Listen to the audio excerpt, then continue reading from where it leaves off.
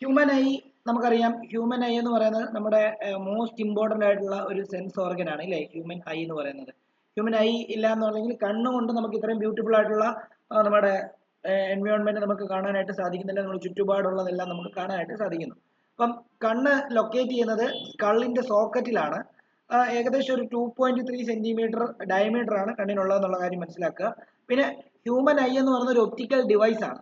Camera പോലെയും binocular പോലെയും അതേപോലെ എന്താണ് കോമ്പൗണ്ട് മൈക്രോസ്കോപ്പ് പോലെയും തന്നെയുള്ള ഒരു ഒപ്റ്റിക്കൽ ഡിവൈസ് ആണ് എന്ത് ഹ്യൂമൻ ഐ എന്ന് പറയുന്നത്. അത് ആലോചിച്ചോണം.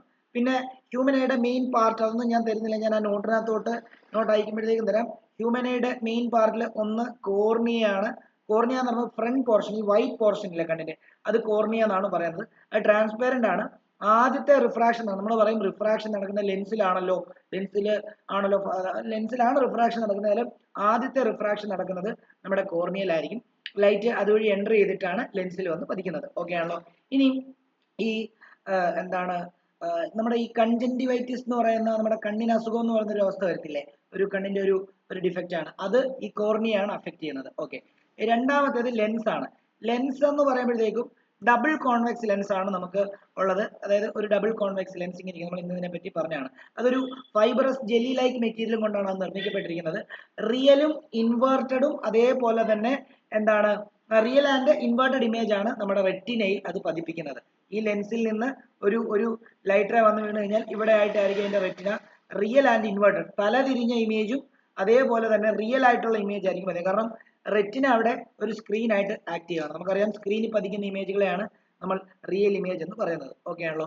മൂന്നാമത്തെ പോർഷൻ എന്ന് പറയുമ്പോഴത്തേക്കും ഐറിസ് ആണ്. ഐറിസ് എന്ന് പറയുമ്പോഴത്തേക്കും നമ്മുടെ കണ്ണിനകത്ത് രണ്ട് ഈ പോർഷൻ കണ്ടോ, ഈ ബ്ലാക്ക് പോർഷൻ, ഇതിന്റെ ഉള്ളിലിരിക്കുന്ന സംഭവമാണ് പ്യൂപ്പിൾ എന്ന് പറയുന്നത്. ഈ ഐറിസ് എന്ന് പറയുമ്പോൾ ശരിക്കും പറഞ്ഞ ഐറിസിൽ കുറെ മസിൽസ് ഉണ്ട്.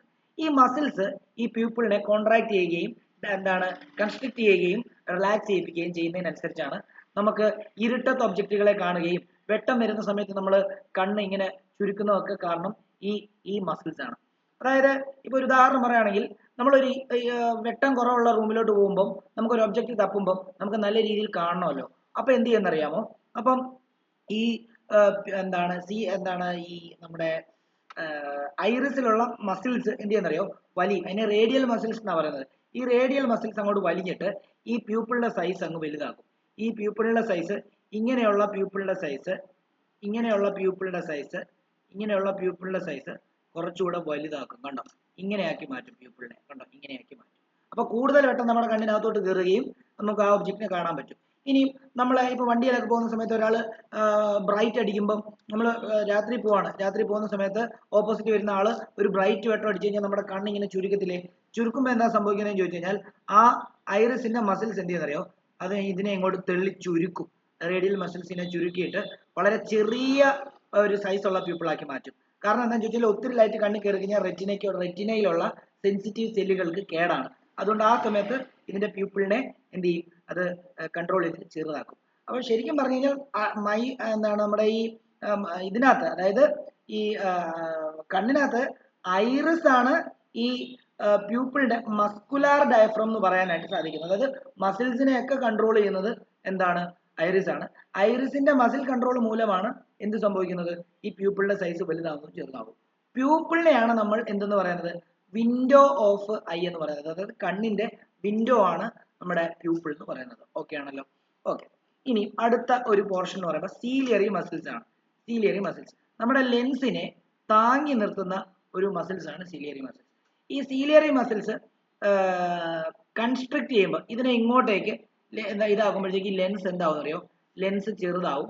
ലെൻസ് ചെറുതായിട്ട് ലെൻസിന്റെ കർവേച്ചർ കൂടി തന്നെ ഇങ്ങനെയായിട്ട് മാറും. കാരണം ഇത് ഇങ്ങോട്ട് ചുരുക്കും, ഇങ്ങോട്ട് തെള്ളും. കണ്ടോ, ഇങ്ങനെ തെള്ളും. അപ്പൊ ലെൻസ് ഇപ്പൊ തിക്കായല്ലോ. ലെൻസ് തിക്കായി കഴിഞ്ഞാൽ ഒരു പ്രശ്നം എന്താണെന്നറിയോ, ലെൻസിന്റെ പവർ കൂടും. പവർ കൂടിക്കഴിഞ്ഞാൽ അടുത്തുള്ള ഒബ്ജക്റ്റിനെ നന്നായിട്ട് കാണുന്ന രീതിയിലായിരിക്കും അത് ഡിസൈൻ ചെയ്യുന്നത്. കാരണം പവർ കൂടുക എന്ന് പറയുമ്പോൾ ഫോക്കൽ ലെങ്ത് വളരെ കുറവാണ്. നമ്മൾ ഇന്നലെ പഠിച്ചാണ് പവർ പഠിച്ചപ്പോൾ ഫോക്കൽ ലെങ്ത് വളരെ കുറവാണ് അർത്ഥം അല്ലേ. അപ്പൊ പവർ കൂടുവാണെങ്കിൽ ഫോക്കൽ ലെങ്ത് കുറവായിരിക്കും. അപ്പം ലെൻസ് സീലിയർ മസിൽസ് കൺസ്ട്രിക്ട് ചെയ്യുന്ന സമയത്ത് ലെൻസ് തിക്കാവുകയും വളരെ എന്താണ് അടുത്തുള്ള ഒബ്ജക്റ്റുകളെ നല്ല രീതിയിൽ കാണാൻ പറ്റുന്ന രീതിയിലായിരിക്കും ആ ലെൻസ് അലൈൻ ചെയ്യുന്നത്. കാരണം അതിന്റെ ലെൻസിന്റെ കുറയും. അതാണ് അതിന്റെ കാരണം. ഓക്കെ. ഇനിയും ലെൻസ് റിലാക്സ് ആയിട്ടിരിക്കുവാണെങ്കിലോ,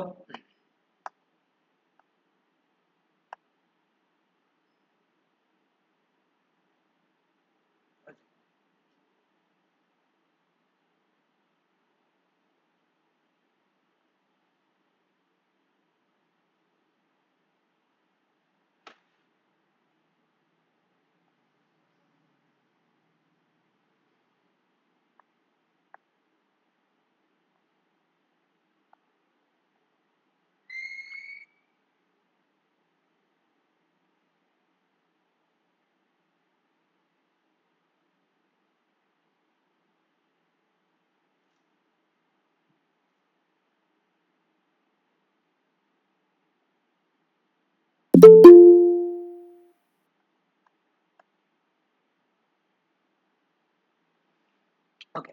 അപ്പം ഇത് ലെൻസ് ഇപ്പൊ ഈ പറഞ്ഞ സിലിയറി മസിൽസ് റിലാക്സ് ആയിട്ടിരിക്കുവാണെങ്കിൽ വീണ്ടും നോക്കി പഴയ പൊസിഷനിലേക്ക് തന്നെ വന്നുണ്ട് ലെൻസ് ഫ്ലാറ്റ് ആയി. അപ്പം ഫോക്കൽ ലെങ്ത് എന്ത് ചെയ്യും? കൂടും. അപ്പൊ ദൂരെയുള്ള ഒബ്ജക്റ്റിനെ എന്ത് ചെയ്യാൻ പറ്റും? നമ്മുടെ റെറ്റിനയിൽ ഫോക്കസ് ചെയ്യിക്കാനായിട്ട് പറ്റും. അതാണ് നമ്മുടെ സിലിയറി മസിൽസിന്റെ പ്രത്യേകത. ഓക്കെ. ഇനി നാലാമത്തെ ഇമ്പോർട്ടന്റ് പോർഷൻ എന്ന് പറയുമ്പോൾ റെറ്റിനയാണ്. റെറ്റിനയിലാണ് ഇമ്പോർട്ടന്റ് ആയിട്ടുള്ള സെൻസിറ്റീവ് സെല്ലുകളുണ്ട്. അതായത് റെറ്റിനയില് എന്താ റോഡ് സെല്ലുകളും കോൺ സെല്ലും ഉണ്ട്. റോഡും അതേപോലെ തന്നെ കോൺ സെല്ലുകളും ഉണ്ട്. ഈ കോൺ സെല്ല് കളർ വിഷനെ എന്ത് ചെയ്യുന്നു? സ്വാധീനിക്കുന്നു. റോഡ് സെല്ല് ഈ പറഞ്ഞ ഡിം ലൈറ്റിന്റെ ഡിം ലൈറ്റിൽ ഒരു ഒബ്ജക്റ്റ് കാണാനായിട്ട് നമ്മളെ സഹായിക്കുന്നു റോഡ് സെല്ല്. കോൺ സെല്ല് സി എന്ന് ഓർത്താൽ മതി. സി കളറും കോണിന്റെ സിയും കളറിന്റെ സിയും ഓർത്താൽ മതി. കോൺ സെല്ലുകൾ എന്താണ്? റെറ്റിനയിലുള്ള കോൺ സെല്ലുകൾ കളർ വിഷൻ ചെയ്യാൻ വേണ്ടി നമ്മളെ സഹായിക്കുന്നു. മറ്റേ ഡിം ലൈറ്റിലുള്ള വിഷന് വേണ്ടി എന്താണ്? റോഡ് സെല്ലുകൾ നമ്മളെ സഹായിക്കുന്നു. ഓക്കെ ആണല്ലോ. അപ്പം ഈ സെൻസിറ്റീവ് സെല്ലുകൾ ലൈറ്റ് അല്ലെങ്കിൽ ഒബ്ജക്റ്റിൽ നിന്ന് വരുന്ന ലൈറ്റ് റേ വന്ന് വീഴുന്ന സമയത്ത് ആക്ടിവേറ്റ് ആവുകയും ആ ആക്ടിവേഷൻ മൂലം ഒരു ഇലക്ട്രിക്കൽ സിഗ്നൽ ഉണ്ടാവുകയും അത് നേരെ ബ്രെയിനിലേക്ക് പോയിട്ട് അവിടെ ഇൻഫർമേഷൻ പ്രോസസ്സ് ചെയ്യുകയും ചെയ്യുന്നു. ഓക്കെ ആണല്ലോ. ഇനി ഒരു കാര്യം കൂടെ ആലോചിച്ചോണം. ഈ റോഡ് സെല്ലിനെ എന്താണ്? ലോ ലൈറ്റ് ലെവലിലാണ്, അതായത് ഡിം ലൈറ്റിൽ ഉള്ള വിഷന് വേണ്ടി നമ്മളെ ഹെൽപ്പ് ചെയ്യുന്ന സെല്ലുകളാണ് റോഡ് സെല്ലുകൾ.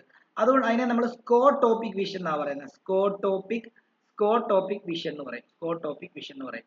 അതേപോലെ തന്നെ കോൺ സെല്ലുകൾ കളേർഡ് വിഷനെ എന്താണ് കേന്ദ്രീകരിക്കുന്ന ഒരു കൺസെപ്റ്റ് ആണ്. അതുകൊണ്ട് അതിനെ ഫോട്ടോപിക് വിഷൻ എന്നാണ് പറയുന്നത്. ഫോട്ടോപിക് വിഷൻ. ഓക്കെ ആണല്ലോ. ഇനി റോഡ് സെല്ലില് ഈ എന്താണ്? കോൺ സെല്ലുകളിലും റോഡ് സെല്ലുകളിലും ഒരു പിഗ്മെന്റ്സ് ഉണ്ട്. റോഡ് സെല്ലിലുള്ള പിഗ്മെന്റിനെ നമ്മൾ റോഡോപ്സിൻ എന്നാണ് പറയുന്നത്. റോഡോപ്സിൻ. അതേപോലെ തന്നെ നമ്മുടെ കോൺ സെല്ലിലുള്ള പിഗ്മെന്റിനെ നമ്മൾ അയഡോപ്സിൻ എന്ന് പറയും. അപ്പം ഇത് ഓർത്താൽ മതി. റോഡിന്റെ ആറാണ്, റോഡോപ്സിന്റെയും ആറാണ്. അത് ഓർത്താൽ അപ്പൊ തെറ്റിപ്പോകത്തില്ല, അങ്ങോട്ടും ഇങ്ങോട്ടും തിരിഞ്ഞു പോകത്തില്ല. ഓക്കെ ആണല്ലോ. അപ്പം ഈ പിഗ്മെന്റ് കൃത്യം ഈ പറഞ്ഞ പോലെ തന്നെ ഡിം ലൈറ്റ് വരുമ്പോഴും കളേർഡ് വിഷൻ വരുമ്പോഴും ഈ പിഗ്മെന്റ് അതിന്റെ വേണ്ട രീതിയിൽ എന്ത് ചെയ്യും? അത് പ്രൊഡ്യൂസ് ചെയ്യുന്നതിന്റെ ഭാഗമായിട്ടാണ് നമുക്ക് ഇതെല്ലാം കാണാൻ പറ്റുന്നത്. അപ്പം ഈ കോൺസെല്ലുകൾ കളേർഡ് വിഷൻ അല്ലെ ബ്രൈറ്റ് വിഷനെ നമ്മൾ സ്വാധീനിക്കുന്ന ഒന്നാണ്. അതുകൊണ്ട് അത് ഫോവിയ സെൻട്രാലിസിസ് എന്ന് പറയുന്ന എന്താണ് ഒരു സ്പോട്ടിലാണ്, കണ്ണിന്റെ ഏറ്റവും കൂടുതൽ വിഷൻ നൽകുന്ന ഒരു സ്പോട്ടാണ് ഫോവിയ സെൻട്രാലിസ്. അതിനെ നമ്മൾ അതൊന്നും പഠിക്കാൻ എന്തായാലും പറഞ്ഞു. ഫോവിയ സെൻട്രാലിസ് പഠിക്കാനുണ്ടോ എന്ന് എനിക്കറിയില്ല, എന്നാലും ഓർത്ത് വെച്ചോണം. ഫോവിയ സെൻട്രാലിസ് എന്നാണ് അതിന്റെ പേര്. ഫോവിയ സെൻട്രാലിസ്. ഈ ഭാഗത്താണ് നമ്മുടെ ഇമേജുകളെല്ലാം പതിയുന്നത്. അതുകൊണ്ട് ആ ഭാഗത്ത് കോൺ സെല്ലുകൾ കൂടുതലായിരിക്കും. ഓക്കെ. പിന്നെ ബ്ലൈൻഡ് സ്പോട്ട് എന്ന് പറയുന്ന ഒരു റീജിയൻ ഉണ്ട്. അതായത് എല്ലാ നെർവും കണ്ണിൽ നിന്ന് പുറത്തേക്ക് ഇറങ്ങി പോകുന്ന ഒരു സ്പോട്ടിനെയാണ് ബ്ലൈൻഡ് സ്പോട്ട് എന്ന് പറയുന്നത്. അവിടെ സീറോ വിഷൻ ആയിരിക്കും. അവിടെ ലൈറ്റ് റേ വന്ന് വീണ് കഴിഞ്ഞാൽ നമുക്ക് എന്താണ്? ഒന്നും കാണാൻ പറ്റത്തില്ല. സീറോ വിഷന്റെ സ്പോട്ടാണ് ബ്ലൈൻഡ് സ്പോട്ട്. പിന്നെ കണ്ണില് രണ്ട് ടൈപ്പ് പിഗ്മെന്റ് ഉണ്ട്. അക്വസ് ഹ്യൂമറും വിട്രസ് ഹ്യൂമറും എന്ന് പറയുന്ന രണ്ട് ടൈപ്പ് പിഗ്മെന്റ് ഉണ്ട്. കൃത്യമായിട്ട് വരയ്ക്കാനൊന്നും എനിക്ക് അറിയത്തില്ല, എന്നാലും ഏകദേശം കണ്ണിന്റെ ഷേപ്പ് തന്നെ ഇങ്ങനെ ഇരിക്കും. അതിൽ ഇവിടാണ് ലെൻസ്, ഇവിടെ സീലിയറി മസിൽസ്, ഇതുണ്ട് ഇവിടെ കോർണിയ, ഐറിസ് ഒക്കെ തന്നെ ഈ പോർഷനിലാണ് വരുന്നത്. പ്യൂപ്പിൾ എല്ലാം ഇവിടെയാണ്. ഇതുണ്ട് ഈ ഭാഗത്തുള്ള ഫ്ലൂയിഡിനെയാണ് നമ്മൾ അക്വസ് ഹ്യൂമറസ് എന്ന് പറയുന്നത്. അക്വസ് ഹ്യൂമർ ഞാൻ AH എന്ന് എഴുതുകയാണ്. അതേപോലെ തന്നെ ഈ ഭാഗത്ത് ഇതിനകത്തുള്ള ഫ്ലൂയിഡിനെയാണ് നമ്മൾ വിട്രസ് ഹ്യൂമർ എന്ന് പറയുന്നത്. ഓക്കെ ആണല്ലോ. അക്വസ് ഹ്യൂമറും വിട്രസ് ഹ്യൂമറും. ഈ അക്വസ് ഹ്യൂമർ എന്ന് പറയുമ്പോൾ ഒരു ട്രാൻസ്പെറന്റ് ആണ്. ഒരു എന്താ പറയുന്നത്, നമ്മുടെ കോർണിയയ്ക്കും ലെൻസിനും ഇടയ്ക്കുള്ള സ്പേസ് ഫില്ല് ചെയ്യുന്നത് അക്വസ് ഹ്യൂമറും, കോർണിയയ്ക്കും റെറ്റിനയ്ക്കും ഇടയ്ക്കുള്ള സ്പേസ് ഫില്ല് ചെയ്യുന്നത് വിട്രസ് ഹ്യൂമറുമാണ്. ഓക്കെ ആണല്ലോ. ഈ കണ്ണിനെ ഇൻഫ്ലേറ്റഡ് പൊസിഷനിൽ ഇരിക്കാൻ സഹായിക്കുന്നത് ഈ അക്വസ് ഹ്യൂമറും, അതേപോലെ കണ്ണിന് വേണ്ട ന്യൂട്രിയൻസ് പ്രൊവൈഡ് ചെയ്യുന്നതും അക്വസ് ഹ്യൂമറാണ്. വിട്രസ് ഹ്യൂമറും കണ്ണിന്റെ ഈ പറഞ്ഞ ഒരു ഷേപ്പ് നിലനിർത്താൻ സഹായിക്കുന്ന ഒരു ഫ്ലൂയിഡാണ് വിട്രസ് ഹ്യൂമർ. നമ്മളിങ്ങനെ കണ്ണിലേക്ക് എന്തെങ്കിലും പോകുമ്പോൾ ഇനിട്ട് കുത്തുമ്പോഴും നമ്മൾ കൈ എടുക്കുമ്പോൾ കണ്ണ് തിരിച്ച് പഴയ പൊസിഷനിലേക്ക് തന്നെ വരുന്നില്ലേ? അതിന്റെ കാരണം എന്താണെന്ന് ചോദിച്ചു കഴിഞ്ഞാൽ വിട്രസ് ഹ്യൂമർ പ്രവർത്തിക്കുന്നതുകൊണ്ടാണ്. ഓക്കെ ആണല്ലോ. ഓക്കെ. ഇനി രണ്ട് കാര്യങ്ങൾ പഠിപ്പിക്കാം. കണ്ണിന് കാണാൻ പറ്റുന്ന ഏറ്റവും ദൂരത്തെ ഡിസ്റ്റൻസിനെ നമ്മൾ എന്തെന്ന് പറയാന്നറിയോ? ഫാർ പോയിന്റ് എന്ന് പറയും. അത് ഒരു മനുഷ്യന് നോർമൽ ഹ്യൂമനേക്ക് ഇൻഫിനിറ്റി ആയിരിക്കും ഫാർ പോയിന്റ്. കാരണം എന്താ ചോദിച്ചു കഴിഞ്ഞാൽ നിങ്ങൾ ആകാശം നിങ്ങൾക്ക് കാണാൻ പറ്റുന്നില്ല. ആകാശം ഒരു ഇൻഫൈനൈറ്റ് ആയിട്ടുള്ള ഒരു ഡിസ്റ്റൻസാണ്. അപ്പൊ ആകാശം നിങ്ങൾക്ക് കാണാൻ പറ്റും. അതുകൊണ്ട് തന്നെ നിങ്ങളുടെ ഫാർ പോയിന്റ് എന്ന് പറയുന്നത് എന്തായിരിക്കും? ഫാർ പോയിന്റ് എന്ന് പറയുന്നത് എന്തായിരിക്കും? ഇൻഫിനിറ്റി ആയിരിക്കും. എന്നാൽ നിയർ പോയിന്റ് എന്ന് പറഞ്ഞാൽ എന്തായിരിക്കും അറിയാമോ? അതായത് കണ്ണിന് നിങ്ങൾ ബുക്ക് വായിക്കുമ്പോൾ നിങ്ങളുടെ മൂക്കിന് അടുപ്പിച്ചുകൊണ്ട് ബുക്ക് വെച്ച് കഴിഞ്ഞാൽ നിങ്ങൾക്ക് ആ ബുക്ക് റീഡ് ചെയ്യാൻ പറ്റില്ല. നിങ്ങളുടെ കണ്ണിന് സ്ട്രെയിനും ഉണ്ടാവും, വിഷൻ ബ്ലേർഡും ആയിരിക്കും അല്ലേ. അതുകൊണ്ട് തന്നെ കണ്ണിന് കാണാൻ പറ്റുന്ന ഒരു അടുത്ത ഡിസ്റ്റൻസ് ഉണ്ട്, ക്ലിയർ ആയിട്ട് കാണാൻ പറ്റുന്നത്, അതിനെ നമ്മൾ നിയർ പോയിന്റ് എന്നാണ് പറയുന്നത്. അത് എപ്പോഴും 25 സെന്റിമീറ്റർ ഫ്രം ദ ഐ ആണ്. ഓക്കെ ആണല്ലോ, അത് എപ്പോഴും ആലോചിച്ച് വെച്ചോണം. ഓക്കെ, ഇത് far point infinity, near point 25 centimetre. ഇത് ഹെൽത്തി ഐക്കാണ് കേട്ടോ, ഡിഫക്റ്റ് ഉള്ളവർക്കല്ല. ഇപ്പൊ എനിക്ക് ഡിഫക്റ്റ് ഉണ്ട്, എന്റെ കണ്ണിന് ഷോർട്ട് സൈറ്റ് ഉണ്ട്, അതുകൊണ്ട് തന്നെ എനിക്ക് അടുത്തുള്ള ഒബ്ജക്റ്റുകളെ കാണാൻ പറ്റും, ദൂരെയുള്ള ഒബ്ജക്റ്റുകളെ കാണാൻ പറ്റത്തില്ല. ദൂരെയുള്ള ഒബ്ജക്റ്റുകൾ ബ്ലേർഡ് ആയിരിക്കും. ഒബ്ജക്റ്റുകളുടെ അല്ല പറയുന്നത്, നമ്മുടെ എഴുതുന്ന കാര്യങ്ങളൊക്കെയാണ്. അതുപോലെ ഒബ്ജക്റ്റുകളെയൊക്കെ എനിക്ക് കാണാം, പക്ഷെ എന്നാലും ക്ലിയർ ആയിട്ട് കാണത്തില്ല, കണ്ണാടിയില്ലാതെ ബ്ലേർഡ് വിഷൻ ആയിരിക്കും. ഓക്കെ ആണല്ലോ, അപ്പൊ അത് ഓർത്ത് വെച്ചോണം. അപ്പം ഇനി നമുക്കറിയാം, ഒരു നോർമൽ ഹെൽത്തി ഐയുടെ ലെൻസിന് ഒരു കഴിവുണ്ട്, അതിന് നമ്മൾ power of accommodation of I എന്നാണ് പറയാം. ഈ power of accommodation of eye എന്ന് പറഞ്ഞാൽ എന്താണെന്ന് അറിയാമോ? അതായത് നിങ്ങൾക്ക് ഒരു ഇൻഫിനിറ്റിയിലുള്ള ഒരു ഒബ്ജക്റ്റിൽ നിന്ന് വരുന്ന റേയും നിങ്ങൾ എവിടാ പതിയുന്നത്? റെറ്റിനയിലാണ് പതിയുന്നത്. എന്നാൽ ഈ നിയർ പോയിന്റിൽ ഇരിക്കുന്ന ഈ ഒബ്ജക്റ്റിൽ നിന്ന് വരുന്ന റേയും റെറ്റിനയിലാണ് പതിയുന്നത്. അപ്പം ഈ രണ്ട്, അതായത് നിങ്ങൾക്ക് ഇൻഫിനിറ്റിയിലുള്ള ഒബ്ജക്റ്റിനെയും അടുത്തുള്ള ഒബ്ജക്റ്റിനെയും, അല്ലെങ്കിൽ ഇൻഫിനിറ്റിക്കും 25 സെന്റിമീറ്ററിനും ഇടയിലുള്ള റേഞ്ച് ഓഫ് വിഷൻ എന്ന് പറയും. ഈ റേഞ്ച് ഓഫ് വിഷനിൽ എവിടെയുള്ള ഒബ്ജക്റ്റ് ആണെങ്കിലും നിങ്ങളുടെ ഇമേജുകൾ കൃത്യം എവിടെ പതിയും? റെറ്റിനയിൽ പതിയും. അതിനെയാണ് നിങ്ങൾ എന്താ, അല്ലെങ്കിൽ അതിനെയാണ് നമ്മൾ power of accommodation of eye എന്ന് പറയുന്നത്. Power of accommodation of eye എന്ന് പറയുന്നത്. Power of accommodation of eye എന്ന് പറയുന്നത് എന്താ പറയുക? Ability of eye to change the focal length between near point and far point. Far പോയിന്റിനും നിയർ പോയിന്റിലും ഇടയ്ക്ക് ഫോക്കൽ ലെങ്തിനെ അഡ്ജസ്റ്റ് ചെയ്യാൻ പറ്റുന്ന ഒരു കഴിവ്, കണ്ണിന്റെ കഴിവിനെയാണ് power of accommodation of eye എന്ന് പറയുന്നത്. ഈ power of accommodation of eye എന്ന് പറയുന്ന കണ്ടീഷൻ സാധ്യമാകുന്നത് സീലിയറി മസിൽസിന്റെ സഹായത്തോടു കൂടിയാണ്. കാരണം സീലിയറി മസിൽസ് ചുരുങ്ങുമ്പോൾ അല്ലെങ്കിൽ കൺസ്ട്രിക്ട് ചെയ്യുമ്പോൾ ലെൻസ് എന്താണ്, തിക്കാവും, ലെൻസിന്റെ കർവേച്ചർ കൂടും, ഇപ്പൊ പവർ കൂടുമ്പോൾ ഫോക്കൽ ലെങ്ത് കുറയും, അടുത്തുള്ള ഒബ്ജക്റ്റിനെ കാണാൻ പറ്റും. ഇനിയും സീലിയറി മസിൽസ് റിലാക്സ് ചെയ്ത് പഴയ പൊസിഷനിൽ വരുമ്പോൾ ലെൻസ് ഫ്ലാറ്റ് ആവും, ദൂരെയുള്ള ഒബ്ജക്റ്റുകളെ കാണാൻ പറ്റും. അപ്പം ഫോക്കൽ ലെങ്ത് അഡ്ജസ്റ്റ് ചെയ്യാൻ പറ്റുന്ന ഈ ഒരു അവസ്ഥയെയാണ് നമ്മൾ എന്തെന്ന് പറയുന്നത്? എന്താണ് power of accommodation of eye എന്ന് പറയുന്നത്. ഓക്കെ ആണല്ലോ. ഓക്കെ, ഇനിയും ഈ കണ്ണിന്റെ ലെൻസ് പ്രായം കൂടുന്തോറും ഒരു ഈ പറഞ്ഞ പോലെ തന്നെ ഒരു ഒപ്പേക്ക് ആയിട്ട് മാറും. ക്രിസ്റ്റലൈൻ ലെൻസ് ഒപ്പേക്ക് ആയിട്ടും ക്ലൗഡി ആയിട്ടും മാറുന്ന, അല്ലെങ്കിൽ മിൽക്കി ആയിട്ടും മാറുന്ന ഒരു അവസ്ഥേനെയാണ് നമ്മൾ കാട്രാക്ട് എന്ന് പറയുന്നത്, തിമിരം. അപ്പൊ അതൊരു പാർഷ്യൽ ലോസോ കംപ്ലീറ്റ് ലോസ് ഓഫ് വിഷനോ. കാരണം കണ്ണിന്റെ ലെൻസ് ട്രാൻസ്പെറന്റ് ആയിരിക്കണം, അത് ഒപ്പേക്ക് ആയി മാറിക്കഴിഞ്ഞാൽ എന്ത് സംഭവിക്കും? ലൈറ്റിനെ അകത്തോട്ട് കടത്തി വിടത്തില്ല. അപ്പൊ എന്ത് സംഭവിക്കും? ലൈറ്റ് അകത്തോട്ട് കയറി പോകത്തില്ല, അപ്പൊ റെറ്റിനയിൽ ഇമേജ് പതിയത്തില്ല, കണ്ണ് കാണത്തില്ല, അത്രേ ഉള്ളൂ. അത് സർജറിയിലൂടെ നമുക്ക് റിമൂവ് ചെയ്തിട്ട് ഒരു പ്ലാസ്റ്റിക് ലെൻസ് വെക്കാൻ പറ്റും. ഇപ്പൊ പ്രായമുള്ളവരൊക്കെ അങ്ങനെയാണ് ചെയ്യുന്നത്, അപ്പൊ നല്ല വിഷൻ ആയിരിക്കും. ഓക്കെ, ഇനി നമ്മൾ പഠിക്കാൻ വന്ന ഡിഫക്റ്റ്, ഇതിനകത്ത് ഏറ്റവും ഇമ്പോർട്ടന്റ് ആയിട്ടുള്ള ഒരു കൺസെപ്റ്റ് ആണ് ഡിഫക്റ്റ് ഓഫ് വിഷൻ എന്ന് പറയും. ഡിഫക്റ്റ് ഓഫ് വിഷനകത്ത് ആദ്യം പഠിക്കാനുള്ളത് മയോപ്പിയാണ്. എന്താണ് മയോപ്പിയ? മയോപ്പിയയുടെ വേറെ പേര് ഷോർട്ട് സൈറ്റഡ്നെസ് എന്നാണ്. എന്താണ് ഷോർട്ട് സൈറ്റ് അല്ലെങ്കിൽ നിയർ സൈറ്റഡ്നെസ് എന്നും പറയും. ഓക്കെ, അപ്പൊ ഷോർട്ട് സൈറ്റ് എന്ന് പറഞ്ഞാൽ എന്താണെന്ന് അറിയാമോ? അടുത്തുള്ള ഒബ്ജക്റ്റുകളെ കാണാം, ദൂരെയുള്ള ഒബ്ജക്റ്റുകളെ കാണാൻ പറ്റത്തില്ല, അതാണ് ഷോർട്ട് സൈറ്റ്. അതായത് ഒരു നോർമൽ ഹെൽത്തി ആയിട്ട് ലെൻസ് ഞാനിപ്പോ ഒന്ന് വരച്ച് കാണിക്കാം, കണ്ണ് വരച്ച് കാണിക്കാം. ഇത് അതിന്റെ എന്താണ്, അതിന്റെ ഐ ആണ്, ഇത് അതിന്റെ ലെൻസ് ആണ്. അതായത് അടുത്തുള്ള ഒരു ഒബ്ജക്റ്റിന്റെ ഇമേജ്, ഇത് നിയർ പോയിന്റ് ആണ്.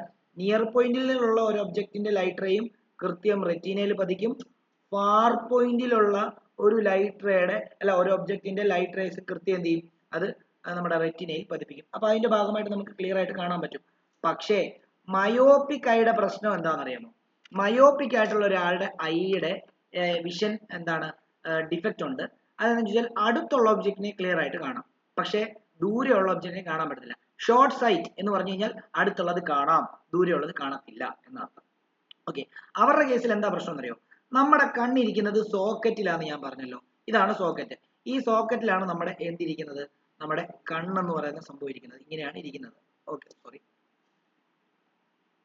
ഇങ്ങനെയാണ് ഇരിക്കുന്നത്. ഇവിടെയാണ് ലെൻസ്. ഓക്കെ ആണല്ലോ. അപ്പം ഇപ്പൊ ഒരു ഉദാഹരണം പറയുകയാണെങ്കിൽ, ഇപ്പൊ ഇവിടെ എന്താണ്,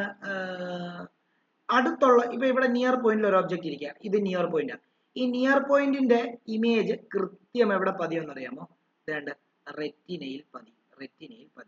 എന്നാൽ ഫാർ പോയിന്റിന്റെ ഇമേജ്, നിങ്ങൾ പടം വരയ്ക്കുന്ന സമയത്ത് ഈ ഐ സോക്കറ്റ് ഒന്നും ഈ സോക്കറ്റ് ഒന്നും വരയ്ക്കണ്ട കേട്ടോ, ഇങ്ങനെ അങ്ങ് വരച്ചാൽ മതി, മനസ്സിലായി. എന്നാൽ ഫാർ പോയിന്റിൽ നിന്ന് വരുന്ന ലൈറ്റ് റേ ഉണ്ടല്ലോ, ഫാർ പോയിന്റിൽ നിന്ന് വരുന്ന ലൈറ്റ് റേ ഇൻഫിനിറ്റിയിൽ നിന്ന് വരുന്ന ലൈറ്റ് റേ ആണ്, അത് പാരലൽ ആയിരിക്കും. ആ വരുന്ന ലൈറ്റ് റേ റിഫ്രാക്ഷൻ കഴിഞ്ഞ് കഴിഞ്ഞാൽ റെറ്റിനയിൽ പതിയത്തില്ല, പകരം റെറ്റിനയുടെ ഫ്രണ്ടിലായിരിക്കും പതിയുന്നത്. അതെന്തുകൊണ്ടാണ് ഫ്രണ്ടിൽ പതിയുന്നത്? അതിന്റെ രണ്ട് കാരണമുണ്ട്. എന്താ അറിയോ? ഒന്നെങ്കിൽ നേരത്തെ അതിന്റെ റെറ്റിന ഇവിടെ ആയിരുന്നിരിക്കാം, ഇപ്പൊ ആ റെറ്റിനയ്ക്ക് ഇലോങ്ങേഷൻ സംഭവിച്ചിട്ട് ഇവിടം വരെ വന്നു. ഓക്കെ, അപ്പൊ നേരത്തെ ഇവിടെ പതിഞ്ഞുകൊണ്ടിരുന്നത് ഇപ്പൊ ഇവിടെ പതിയണമായിരുന്നു, പക്ഷെ അത് പതിഞ്ഞില്ല. കാരണം എന്താണ്? അത് ഇമേജ് ഇവിടെ തന്നെ പതിയുന്നത്, അപ്പൊ ഇലോങ്ങേറ്റ് ചെയ്തു പോയി. ഇലോങ്ങേഷൻ ഓഫ് എന്താണ് ഐബോൾ ആണ് ഒരു റീസൺ ഈ കാരണം ഉണ്ടാക്കാൻ.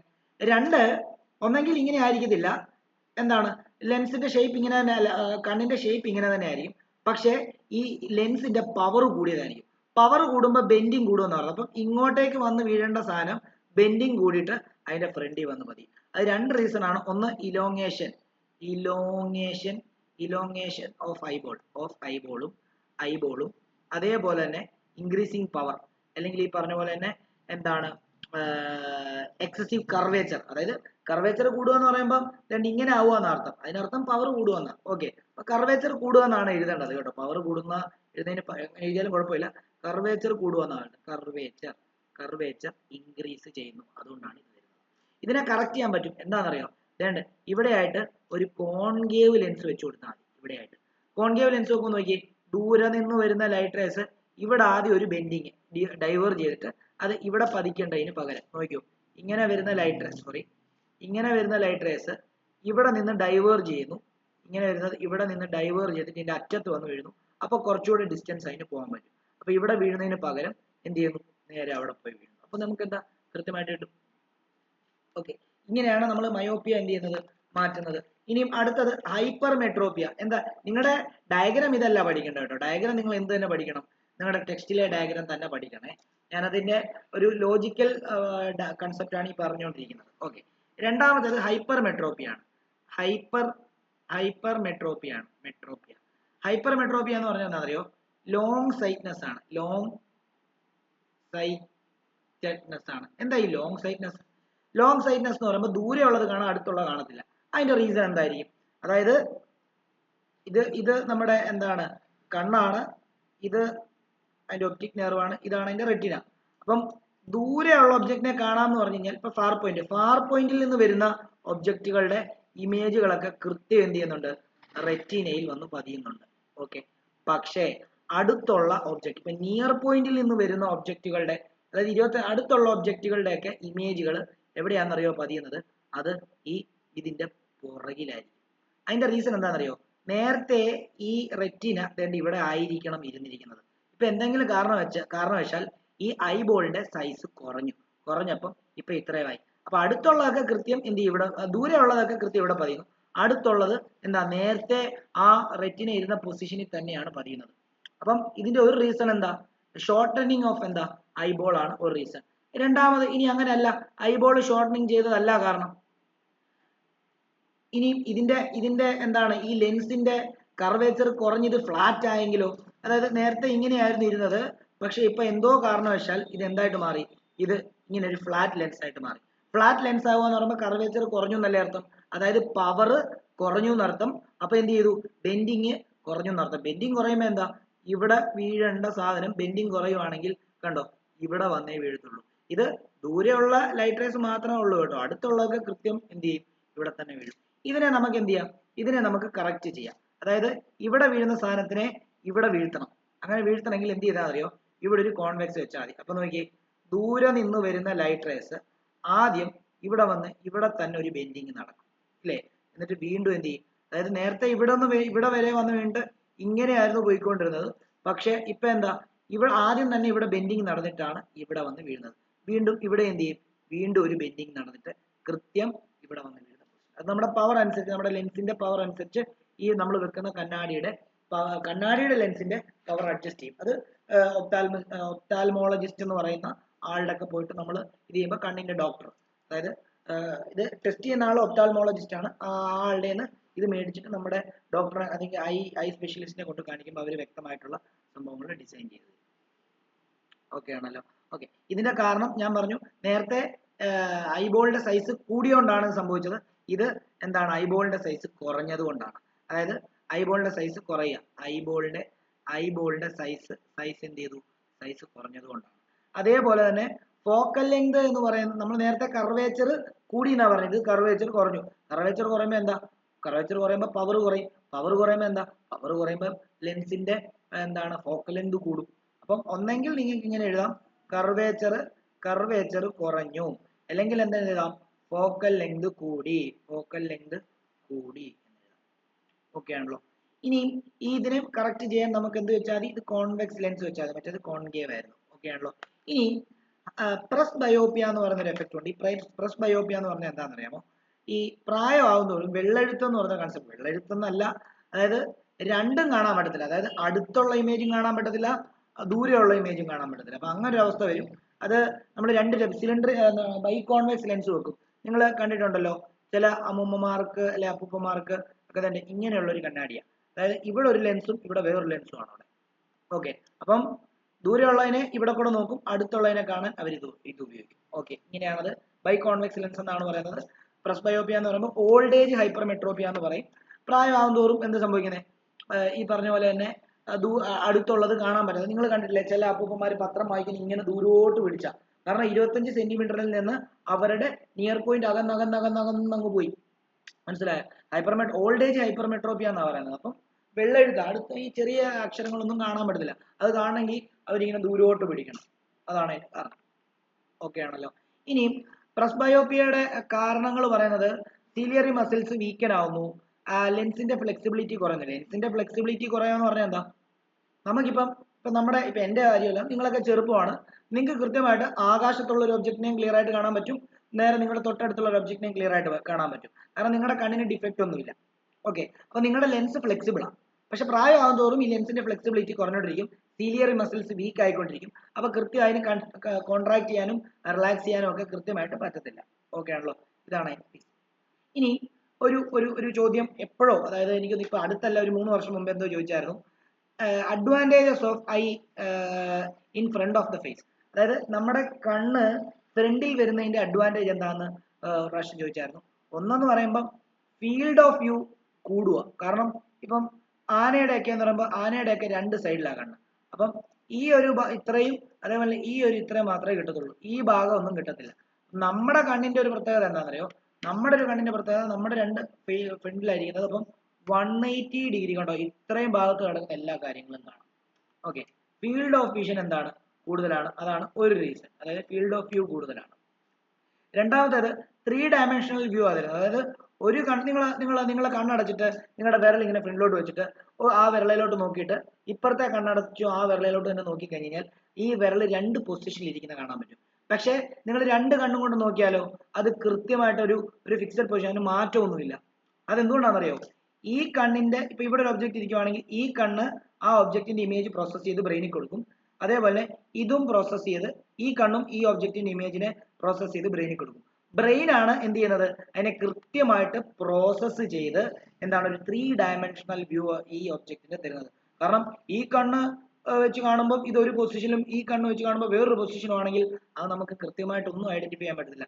ഈ പശുവും ആനയും ഒക്കെ ഈ പ്രശ്നം അനുഭവിക്കുന്ന ആൾക്കാരാണ്. കാരണം അവർക്ക് രണ്ട് സൈഡിലാണ് കണ്ണ് വന്നിരിക്കുന്നത്. അപ്പൊ അതൊരു ബുദ്ധിമുട്ടായിട്ടുള്ള കാര്യമാണ്. അപ്പം മാത്രമല്ല നമുക്ക് കണ്ണ് ഫ്രണ്ടിൽ വരുന്നതുകൊണ്ട് ഈ ഒബ്ജക്റ്റുകൾ, പെയിന്റർ ആയിട്ടുള്ള ഒബ്ജക്റ്റുകളെ നമുക്ക് ക്ലിയർ ആയിട്ട് കാണാൻ പറ്റും എന്നുള്ളത് വേറൊരു പ്രത്യേകതയും കൂടെ ഉണ്ട്. ആനയ്ക്കും പശുവിനും ഒക്കെ അങ്ങനെ പറ്റത്തില്ല. നിങ്ങൾ കണ്ടിട്ടുണ്ട് ഈ ബുൾ ഫൈറ്റ് അല്ല, അതിന് വേറൊരു പേര് പറയും. ഈ എന്താണ് ഒരു ക്ലോത്തും കൊണ്ട് ഒരാൾ ഇങ്ങനെ നിന്നിട്ട് ഒരു ബുള്ള് ഒരു എന്താ പറയുക പ്രാന്ത് പിടിച്ചു വരുന്നുള്ള, അതിന്റെ ഒരു പേര് ഞാൻ പറയുന്നത് മറന്നുപോയി. അത് നിങ്ങൾ നോക്കുക.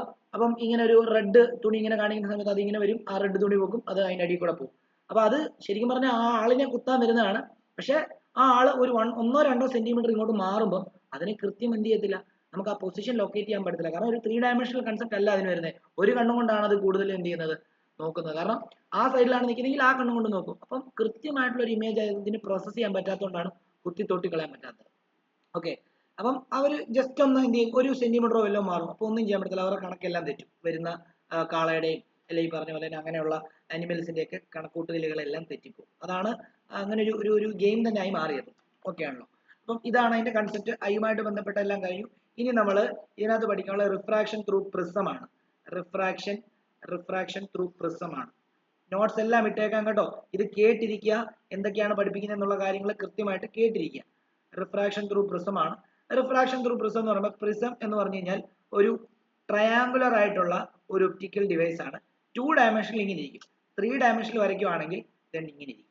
ഒരു ടെന്റ് അടിച്ചിരിക്കുന്ന പോലെ ഇരിക്കും. കണ്ടോ,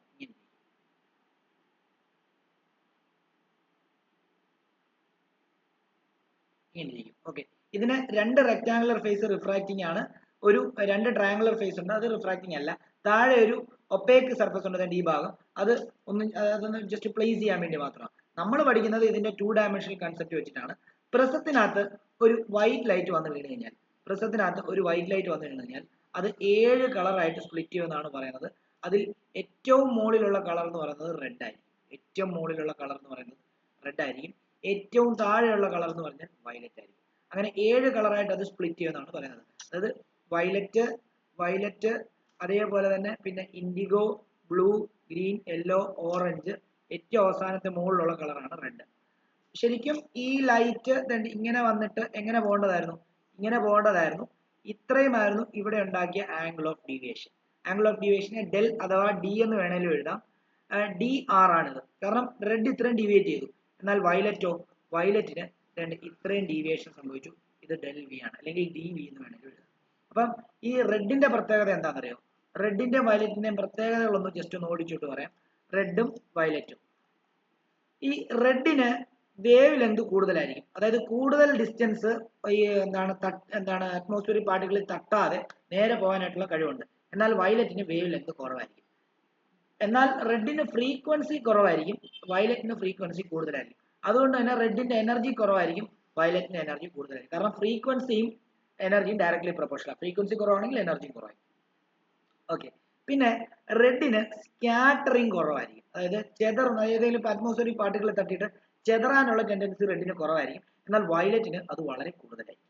ഓക്കെ, പിന്നെ ഡീവിയേഷൻ റെഡിന് കുറവായിരിക്കും, വയലറ്റിന് ഡീവിയേഷൻ കൂടുതലായിരിക്കും. ഇത്രയും പ്രത്യേകതകൾ പഠിക്കണം. ഓക്കെ ആണല്ലോ. അപ്പം വൈറ്റ് ലൈറ്റ് വന്നിട്ട് ഈ പ്രസത്തെ വന്നു കഴിഞ്ഞാൽ അത് 7 കളറായിട്ട് സ്പ്ലിറ്റ് ചെയ്യും. ആ 7 കളറിന്റെ പ്രത്യേകതകൾ നമ്മൾ പറഞ്ഞു. അപ്പൊ ഇവിടെ നമ്മൾ മനസ്സിലാക്കേണ്ടത് ഈ ഡീവിയേഷനും wavelength inversely proportional. Deviation is inversely proportional wavelength. നോക്കി, ഇവിടെ റെഡിന്റെ വേവ് ലെങ്ത് കൂടുതലായപ്പം ഡീവിയേഷൻ കുറവാണ്. ഇവിടെ വയലറ്റിന്റെ ഡീവിയേഷൻ കുറവായിരുന്നപ്പം വേവ് ലെങ്ത് കുറവായിരുന്നപ്പം ഡീവിയേഷൻ കൂടുതലാണ്. അപ്പൊ അത് രണ്ടും ഇൻവേഴ്സ്ലി പ്രൊപ്പോർഷണൽ ആണ്. ഓക്കെ ആണല്ലോ, അതൊന്ന് ഓർത്ത് വെച്ചേക്കണം. അതേപോലെ തന്നെ വേവ് ലെങ്തും ഫ്രീക്വൻസിയും ഇൻവേഴ്സ്ലി പ്രൊപ്പോർഷണൽ. നോക്കി, ഇവിടെ റെഡിന്റെ വേവ് ലെങ്ത് കൂടുതലാണ്, ഇവിടെ ഫ്രീക്വൻസി കുറവാ. അപ്പം wave length is inversely proportional to frequency എന്നൊരു നിയമം നമുക്ക് നോക്കാം. ഇവിടെ നോക്കി, ഇവിടെ വേവ് ലെങ്ത് കുറവ്, ഫ്രീക്വൻസി കൂടുതൽ, ഇവിടെ ഇൻവേഴ്സ്ലി പ്രൊപ്പോർഷണൽ ആണ്. ഓക്കെ, ഇത് ഒറ്റ ലൈറ്റ് റേ വെച്ചിട്ട് വേറൊരു കൺസെപ്റ്റ് കൂടെ നമുക്ക് പഠിക്കാനുണ്ട്. അതും കൂടെ ഒന്ന് വരച്ച് കാണിക്കാം, നോക്കിക്കോളൂ. നമ്മൾ ഒരു ലൈറ്റ് റേ ഇവിടെ വന്ന് വീഴുകയാണ്. അപ്പൊ നമുക്കറിയാം എന്തായാലും ഇവിടെ എന്ത് വരയ്ക്കണം, ഒരു നോർമൽ വരയ്ക്കണം. കാരണം ലൈറ്റ് റേ റേററിൽ നിന്ന് ഡെൻസറിലേക്കാണ് പോകുന്നത്. ഇതിന്റെ ഉള്ളിൽ ഗ്ലാസ് ആണ്. അപ്പൊ ബെൻഡ് ടുവേർഡ്സ് നോർമൽ ആയിട്ട് ഇത് ഇവിടെ വന്ന് വീഴുന്നു. ഓക്കെ, അപ്പം ഇവിടെ ഇനി ഒരു നോർമൽ വരയ്ക്കണമല്ലോ. നോർമൽ വരച്ചു. അപ്പൊ എന്ത് സംഭവിക്കുന്നു, ഇപ്പൊ ഡെൻസറിൽ നിന്ന് റേറിലോട്ടാണ് ലൈറ്റ് ഇറങ്ങി പോകുന്നത്. അപ്പൊ it bend away from the normal ആയിട്ട് ഇങ്ങനെ പോകുന്നു. ഇത് ഇട്ടേക്കണം, അതായത് ആരോ ഇട്ടേക്കണം, എന്നാലേ പറ്റത്തുള്ളൂ. അപ്പം ശരിക്കും ഈ ലൈറ്റ് റേ തന്നെ ഇങ്ങനെ പോകേണ്ടതായിരുന്നു. പക്ഷെ ഇവിടെ എത്രയും ഡീവിയേഷൻ സംഭവിച്ചു, ഇത്രയും ഡീവിയേഷൻ സംഭവിച്ചു. ആ ഡീവിയേഷൻ കാണിക്കാൻ വേണ്ടി ജസ്റ്റ് ഇതിനെ ഞാൻ ഇങ്ങോട്ടേക്ക് കൂടെ എക്സ്റ്റെൻഡ് ചെയ്യാണ്. അപ്പൊ ഈ ആംഗിൾ തന്നെയല്ലേ ഈ ആംഗിൾ. ഓക്കെ, അപ്പൊ അതുകൊണ്ട് അതിനെ ആംഗിൾ ഓഫ് ഡീവിയേഷൻ അതിനെ ഡി എന്ന് ഇടാം. ഓക്കെ, ഇത് ഈ വരുന്ന ലൈറ്റ് ഈ വന്ന് വീഴുന്ന ഇത് എ ബി സി എന്ന് പറയുന്ന പ്രിസമാണ്. എ ബി എന്ന് പറയുന്ന സർഫസിൽ വന്ന് വീഴുന്ന ഈ പി ക്യൂ എന്ന് പറയുന്ന റേനെ നമ്മൾ ഇൻസിഡന്റ് റേ എന്ന് വിളിക്കും. Incident ray. Okay, P Q, ഈ ക്യൂ ഇങ്ങോട്ടേക്ക് റിഫ്രാക്ട് ചെയ്ത് പോകണം, അതിനെ ക്യു ആർ എന്ന് വിളിക്കും. ഇത് റിഫ്രാക്റ്റഡ് റേ ആണ്. ഓക്കെ ആണല്ലോ. ഇനി ഈ വെളിയിലോട്ട് ഇറങ്ങി പോകുന്ന ഈ ലൈനിനെ R P Q R S, ഇതിനെ നമ്മൾ എമർജന്റ് റേ എന്ന് വിളിക്കും. എമർജന്റ് റേ എന്ന് വിളിക്കും. ഓക്കെ ആണല്ലോ. ഇനിയും നമുക്കറിയാം ഇൻസിഡന്റ് റേയുടെയും ഇതാണ് നോർമൽ, ഇതിന്റെ ഇടയ്ക്ക് ഉണ്ടാകുന്ന ആംഗിൾ ഓഫ് ഇൻസിഡൻസ്. ഓക്കെ, ഇതിനെ ഞാൻ ഐ എന്ന് വിളിക്കുന്നു. ഇവിടെ ഇതാണല്ലോ നോർമലിന്റെയും റിഫ്രാക്റ്റഡ് റേയുടെ ഇടയ്ക്ക് ഉണ്ടാകുന്ന ആംഗിൾ ഓഫ് റിഫ്രാക്ഷൻ. ഓക്കെ, ഇനി നോക്കി, ഇവിടെ ഒന്ന് ഒരു ലൈറ്റ് റേ എമർജന്റ് റേയുടെ ഇത് നോർമലാണ്, അതിന്റെ ഇടയ്ക്ക് വരുന്ന ഈ ആംഗിൾ എന്ത് വിളിക്കുന്ന അറിയാമോ? ആംഗിൾ ഓഫ് എമർജൻസ് എന്ന് വിളിക്കും.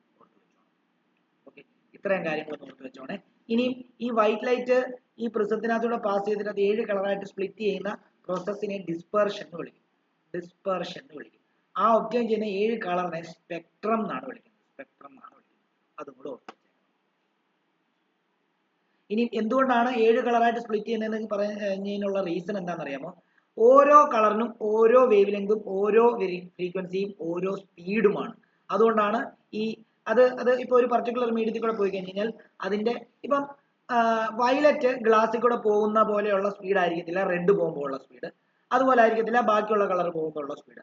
അതേപോലെ തന്നെ വയലറ്റ് എന്താണ് ഗ്ലാസ്സിലൂടെ പോകുമ്പോൾ ഉണ്ടാകുന്ന ഫ്രീക്വൻസി അല്ല റെഡ് പോകുമ്പോൾ ഉണ്ടാകുന്ന ഫ്രീക്വൻസി. അപ്പോൾ ഒരേ മീഡിയത്തിൽ കൂടെ പല കളർ പല സ്പീഡിലും പല വേവ് ലെങ്തിലും ആയിരിക്കും പോകുന്നത്. അതുകൊണ്ടാണ് അതിന് എന്ത് സംഭവിക്കുന്നത്? പല കളറായിട്ട് അവിടെ ഡിസ്പെർഷൻ ഉണ്ടാകുന്നത്. അതായത് കണ്ടീഷൻ ഫോർ ഡിസ്പെർഷൻ അല്ലെങ്കിൽ റീസൺ ഫോർ ഡിസ്പെർഷൻ ചോദിച്ചു കഴിഞ്ഞാൽ അതായിരിക്കും ആൻസർ ആയിട്ട് എഴുതുന്നത്. ഓക്കെ ആണല്ലോ. ഇനി ഇവിടെ ഒരു കൺസെപ്റ്റ് ഉണ്ട്, ടോട്ടൽ ഇന്റേണൽ റിഫ്ലക്ഷൻ എന്ന് പറയുന്നൊരു കൺസെപ്റ്റ് ഉണ്ട്. ടോട്ടൽ ഇന്റേണൽ റിഫ്ലക്ഷൻ ഇത് വളരെ ഇമ്പോർട്ടന്റ് ആണ്.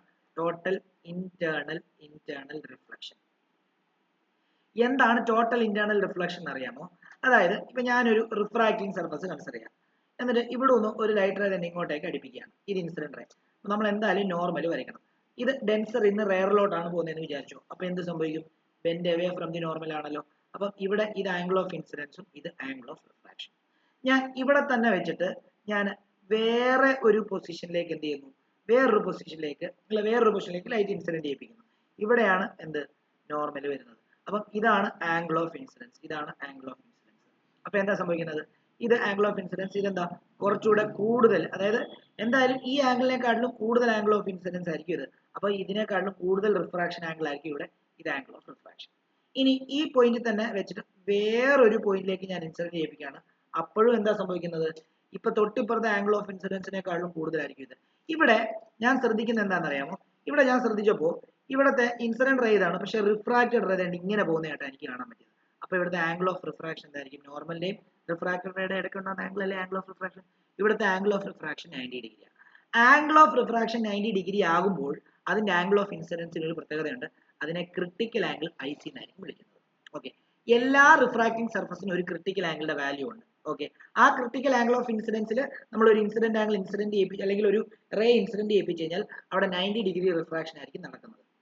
ഓക്കെ, ഇനി അടുത്ത ഈ പോയിന്റിൽ തന്നെ വെച്ചിട്ട് വേറൊരു ആംഗിൾ ഞാൻ ഇൻസിഡന്റ് ചെയ്യിപ്പിക്കാം. ഇനി നോക്കി, ഇനി എന്തായാലും ഈ ക്രിട്ടിക്കൽ ആംഗിൾ വാല്യൂവിനെക്കാട്ടിലും കൂടിയ ആംഗിൾ ഓഫ് ഇൻസിഡൻസ് ആയിരിക്കും ഇത്. ഇവിടുത്തെ angle of incidence greater than critical angle ആയിരിക്കും. അങ്ങനെ ഒരു സർഫസിന്റെ ക്രിട്ടിക്കൽ ആംഗിളിനെക്കാട്ടിലും കൂടുതലായിട്ടുള്ള ആംഗിൾ ഓഫ് ഇൻസിഡൻസിൽ നമ്മൾ അതിൽ ഇൻസിഡന്റ് ചെയ്യിപ്പിച്ചു കഴിഞ്ഞാൽ അവിടെ എന്ത് സംഭവിക്കുന്ന അറിയോ? അത് റിഫ്രാക്ട് ചെയ്യത്തില്ല, പകരം റിഫ്ലക്ട് ചെയ്ത് സെയിം മീഡിയത്തിലേക്ക് വരും. ഇതാണ് എന്ത്? Total internal reflection. അതായത് ഒരു റിഫ്രാക്റ്റിംഗ് സർഫസ് തന്നെ റിഫ്ലക്റ്റിംഗ് ആയിട്ട് ബിഹേവ് ചെയ്തു. നേരത്തെ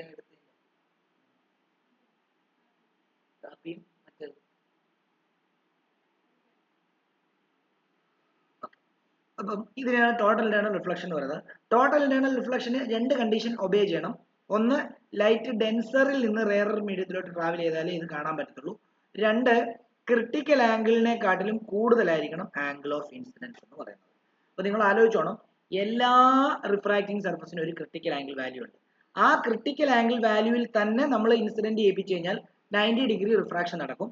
എന്നാൽ ക്രിട്ടിക്കൽ ആംഗിളിനെക്കാട്ടിലും കൂടുതൽ ആംഗിൾ ഓഫ് ഇൻസിഡൻസിലാണ് നമ്മൾ ഇൻസിഡന്റ് ചെയ്യിപ്പിക്കുന്നതെങ്കിൽ അവിടെ റിഫ്രാക്റ്റിംഗ് സർഫസ് തന്നെ റിഫ്ലക്റ്റിംഗ് ആയിട്ട് ബിഹേവ് ചെയ്യും. അതാണ് അതിന്റെ കാരണം.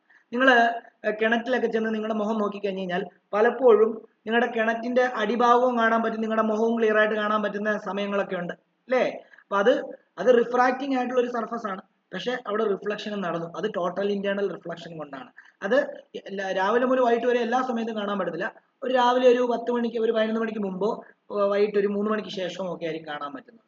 ആ സമയത്താണ് ആ വെള്ളത്തിന്റെ ക്രിട്ടിക്കൽ ആംഗിളിന്റെ ആംഗിളിനെക്കാട്ടിലും കൂടുതൽ ആംഗിൾ ഓഫ് ഇൻസിഡൻസിൽ സൺലൈറ്റ് അവിടെ വന്ന് പതിക്കുന്നത്. അതാണ് അങ്ങനെ കാണാൻ പറ്റുന്നത്. ഓക്കെ ആണല്ലോ. ഇനി അടുത്ത ഒരു കൺസെപ്റ്റ് എന്ന് പറഞ്ഞു കഴിഞ്ഞാൽ നമുക്ക് ഈ ടോട്ടൽ ഇന്റേണൽ റിഫ്ലക്ഷൻ കൊണ്ട് എന്താണ് അതിന്റെ ഒരു ആപ്ലിക്കേഷൻ ആണ് റെയിൻബോ.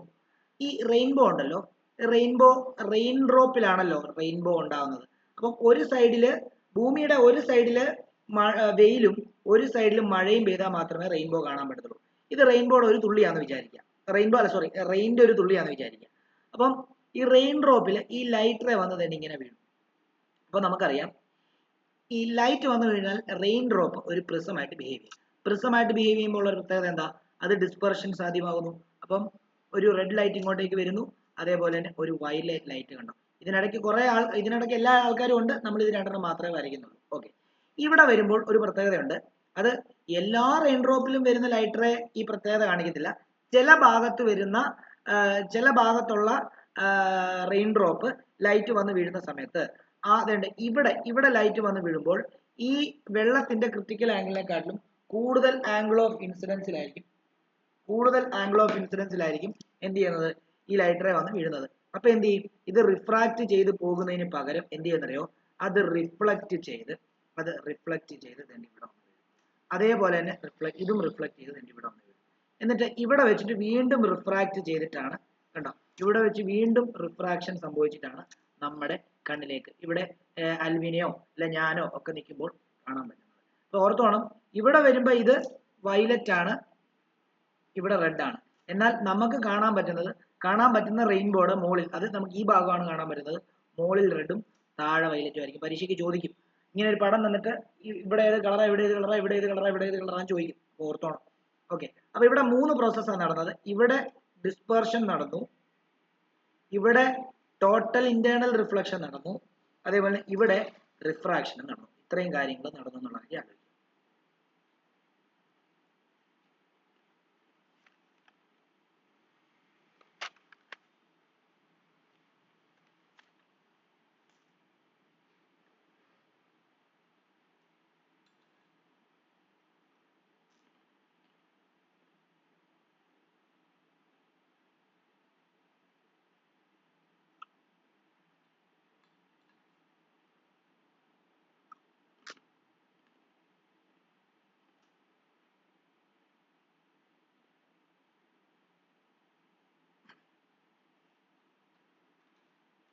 അതേപോലെ പ്രിസത്തിലൂടെ നമുക്ക് വൈറ്റ് ലൈറ്റിനെ തന്നെ തിരിച്ചുണ്ടാക്കാൻ പറ്റുമോ? അതായത് പ്രിസത്തിൽ വന്ന് വീഴുന്ന ലൈറ്റിനെ വൈറ്റ് ലൈറ്റ് എന്നാണ് പറയുന്നത്. എന്നാൽ പ്രിസത്തിൽ നിന്ന് ഈ 7 കളർ ഉണ്ടാക്കുന്നതിന് പകരം നമുക്ക് വൈറ്റ് ലൈറ്റ് ഉണ്ടാക്കാനായിട്ട് പറ്റുമോ? പറ്റും. എന്ത് ചെയ്താന്നറിയോ?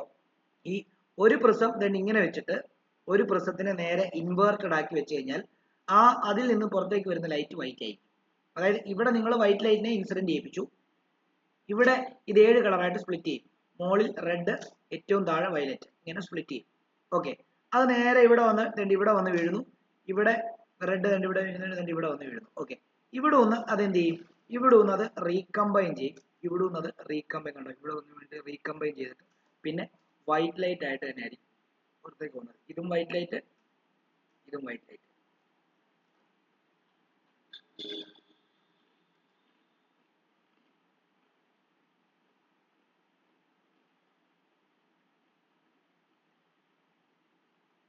അപ്പൊ ഇവിടെ വൈറ്റ് ലൈറ്റിനകത്തുള്ള 7 കളർ സ്പ്ലിറ്റ് ആവുകയും ഇവിടെ സ്പ്ലിറ്റ് ചെയ്ത ആ 7 കളറിനെ തിരിച്ച് റീകമ്പൈൻ ചെയ്ത് വൈറ്റ് ലൈറ്റ് ആക്കുകയും ചെയ്തു. അതാണ് ഇവിടെ നടന്നത്.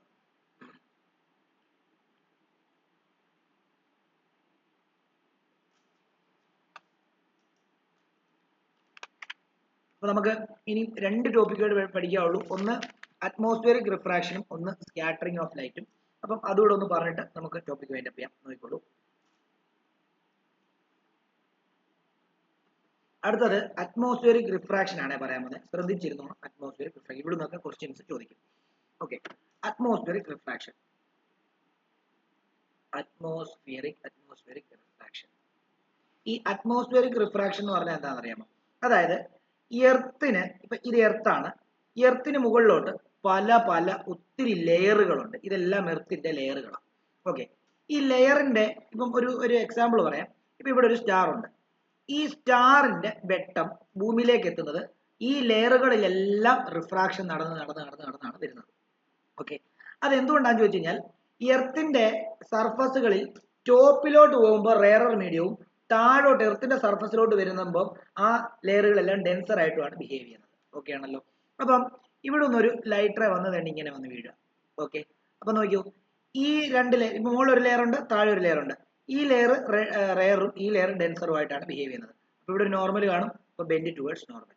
ഓക്കെ, ഈ അടുത്ത ലെയറിന്റെ സർഫസിൽ വന്ന് വീണു, ഇവിടെ ഈ നോർമൽ വരയ്ക്കണം. അപ്പോ ഈ താഴത്തെ ലെയറിനെക്കാളും റെയർ ആണ് മുകളിലത്തെ ലെയർ, അപ്പൊ ഇത് ഡെൻസർ ആവും, അപ്പൊ വീണ്ടും ബെൻഡ് ടുവേർഡ്സ് നോർമൽ. ഓക്കെ, അപ്പൊ ഇവിടെ റെയർ ഇവിടെ ഡെൻസർ, അപ്പൊ ഇവിടെ നോർമൽ, വീണ്ടും ബെൻഡ് ടുവേർഡ്സ് നോർമൽ. അപ്പൊ ഇവിടെ റെയർ ഇവിടെ ഡെൻസർ, അപ്പൊ എന്താ വീണ്ടും ബെൻഡ് ടുവേർഡ്സ് നോർമൽ. ഇവിടെയാണ് ഒബ്സർവർ ഭൂമിയിൽ നിൽക്കുന്നത്. അപ്പം ഈ സ്റ്റാറിനെ ഇദ്ദേഹം കാണുന്നത് എവിടെയായിട്ടായിരിക്കും അറിയോ? ദേണ്ട ഇവിടെ നിന്ന് ഒരു സ്ട്രെയിറ്റ് ലൈൻ വരച്ചു കഴിഞ്ഞാൽ ദേണ്ട ഇവിടെ ഇരിക്കുന്നതായിട്ടായിരിക്കും കാണുന്നത്. അതെന്തുകൊണ്ടാണെന്ന് ചോദിച്ചു കഴിഞ്ഞാൽ റിപ്പീറ്റഡ് റിഫ്രാക്ഷൻ നടക്കുന്നതിന്റെ ഭാഗമായിട്ട് ഈ സ്റ്റാറിന്റെ പൊസിഷൻ കുറച്ച് റേസ്ഡ് ആയിട്ടുള്ള പോലെ നമുക്ക് ഫീൽ ചെയ്യും. എന്നാൽ എർത്തിന്റെ കണ്ടീഷൻ എപ്പോഴും ചേഞ്ച് ചെയ്യും. അതായത് എർത്തിന് ഇങ്ങനെ റെയർ ഡെൻസർ എന്ന് പറഞ്ഞ കൺസെപ്റ്റിൽ എപ്പോഴും ഇരിക്കത്തില്ല. ചിലപ്പോൾ ഒറ്റ ഒരു ഇതായിട്ട് മാറും. അങ്ങനെ മാറുന്ന സമയത്ത് ഈ ലൈറ്റർ നേരെ എന്ത് ചെയ്യും? നേരെ ഒബ്സർവറിലേക്ക് പതിക്കും. അപ്പം ആക്ച്വൽ പൊസിഷനിൽ തന്നെ ഇരിക്കുന്ന പോലെ ചെയ്യും. ഓക്കെ, ഇതിന് രണ്ട് കൺസെപ്റ്റ് ഉണ്ട്. ഒന്ന്, ഈ അറ്റ്മോസ്ഫിയറിക് റിഫ്രാക്ഷൻ കൊണ്ട് ഈ സ്റ്റാറിന്റെ പൊസിഷൻ കുറച്ച് മുകളിലേക്ക് പോയതായിട്ട് നമുക്ക് ഫീൽ ചെയ്യും. രണ്ട്, ഇങ്ങനെ പൊസിഷൻ ചേഞ്ച് ചെയ്തുകൊണ്ടിരിക്കുന്നതുകൊണ്ട് തന്നെ ഈ സ്റ്റാറിന് ഒരു ട്വിങ്കിളിംഗ് എഫക്റ്റ് ഉണ്ടാവും. ശരിക്കും സ്റ്റാർ ട്വിങ്കിൾ ചെയ്യുന്നില്ല. ഈ അറ്റ്മോസ്ഫിയറിക് റിഫ്രാക്ഷൻ കാരണം നമുക്ക് തോന്നുന്നതാണ് സ്റ്റാറിന് ഈ പൊസിഷൻ അങ്ങോട്ടും ഇങ്ങോട്ടും മാറുമ്പോൾ നമുക്ക് ഫീൽ ചെയ്യുന്നതാണ് സ്റ്റാർ ട്വിങ്കിൾ ചെയ്യുന്നത്. അത് ട്വിങ്കിളിംഗ് ഓഫ് സ്റ്റാറും അതേപോലെ തന്നെ actual position of star appears to be raised to ഈ ഇതിന്റെ ആപ്ലിക്കേഷനാണ്. അതേപോലെ തന്നെ നിങ്ങളൊരു തീ കത്തി, ഇപ്പം ക്യാമ്പ് ഫെയർ ഒക്കെ നിങ്ങൾ സ്കൂളിൽ ടൂർ പോയപ്പോൾ നടത്തിയാണല്ലോ. ക്യാമ്പ് ഫെയറിന്റെ ഇപ്പുറത്ത് നിന്നിട്ട് അപ്പുറത്തുള്ള ഒരു ഒബ്ജക്റ്റിനെ നോക്കുമ്പോൾ, ഇപ്പൊ ഇവിടെ ഒരാൾ നിൽക്കുകയാണ്, ആ ആള് കത്തുന്ന പോലെ ഒരു ഫീൽ ആയിരിക്കും. അയാളുടെ ബൗണ്ടറീസ് ഒന്നും നമുക്ക് വെൽ ഡിഫൈൻഡ് ആയിട്ട് കാണാൻ പറ്റത്തില്ല. അതും ഈ പറഞ്ഞ പോലെ തന്നെ അറ്റ്മോസ്ഫിയറിക് റിഫ്രാക്ഷന്റെ ഭാഗമായിട്ടാണ്. കാരണം ഇവിടെ വരുന്ന ഈ വെട്ടം ഇവിടെ വീണിട്ട് ഈ ആളിൽ നിന്ന് ഇങ്ങോട്ടേക്ക് വരുന്ന വെട്ടം എന്ത് സംഭവിക്കുന്നു?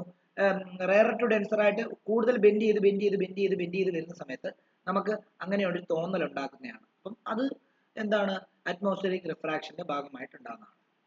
ഓക്കെ, അടുത്തത് എന്താണ്? സ്കാറ്ററിംഗ് ഓഫ് ലൈറ്റ് ആണ്. സ്കാറ്ററിംഗ് ഓഫ് ലൈറ്റ് നമ്മുടെ ലാസ്റ്റ് ടോപ്പിക് ആണ്. ഇത് വളരെ ഇമ്പോർട്ടന്റ് ആണ്. ഇത് പരീക്ഷയ്ക്ക് എപ്പോഴും പല ആപ്ലിക്കേഷൻ ആയിട്ട് ചോദിക്കാറുണ്ട്. സ്കാറ്ററിംഗ് ഓഫ് ലൈറ്റ് എന്താണ്? സ്കാറ്ററിംഗ് ഓഫ് ലൈറ്റ് എന്ന് പറയോ? ഇപ്പം ഇത് എർത്ത് ആണ്. എർത്തിന് അവിടെ സർഫസിൽ പല സൈസിലുള്ള പാർട്ടികൾ, നമുക്ക് കണ്ടുകൊണ്ട് കാണാത്തതും കാണാൻ പറ്റാത്തതും കാണുന്നതും ഒക്കെ ആയിട്ടുള്ള കുറെ പാർട്ടികളുണ്ട്. സൂര്യന്റെ വെട്ടം തന്നെ ഇങ്ങനെയാണ് വരുന്നത്. കുറെ ലൈറ്റ് റേസ് ഉണ്ട്. ഈ ലൈറ്റ് റേസ് എല്ലാം വരുമ്പോൾ ഇതേ തട്ടിയിട്ട് ഇങ്ങനെ ചെതറി, ഇത് ഒരു ലൈറ്റ് റേ ഇങ്ങനെ ചെതറി പോകുന്നതിനെയാണ് നമ്മൾ എന്തെന്ന് പറയുന്നത്? സ്കാറ്ററിംഗ് എന്ന് പറയുന്നത്.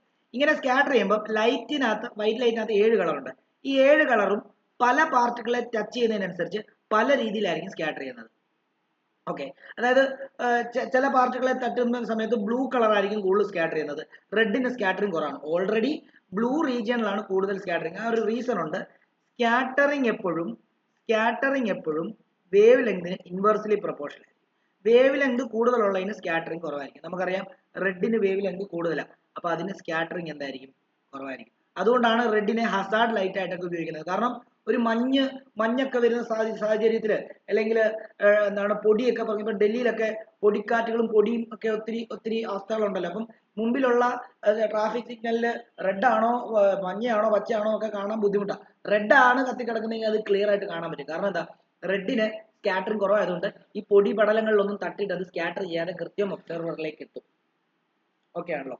അപ്പം ഇതിന് കുറെ ആപ്ലിക്കേഷൻസ് ഉണ്ട്. ആ ആപ്ലിക്കേഷന്റെ ഒന്നാമത്തെ ആപ്ലിക്കേഷൻ ആണ് ടിൻഡൽ ഇഫക്റ്റ്. ഈ ടിൻഡൽ ഇഫക്റ്റ് എന്ന് പറഞ്ഞാൽ എന്താ അറിയോ? നിങ്ങൾ ഈ കാട്ടിലൊക്കെ പോകുന്ന സമയത്ത്, അല്ലെങ്കിൽ മരങ്ങളൊക്കെ ഒത്തിരി ഉള്ള സ്ഥലത്ത് പോകുമ്പോൾ വെയിലിന്റെ ആ ഒരു റേസ് ഇങ്ങനെ സ്പോട്ട് ലൈറ്റ് അടിച്ച പോലെ ഇങ്ങനെ വന്ന് നിൽക്കുന്ന കാണാനായിട്ട് സാധിക്കും. അതെന്തുകൊണ്ടാണെന്ന് അറിയാമോ? അത് ബാക്കിയുള്ളിടത്തൊന്നും കാണത്തില്ല.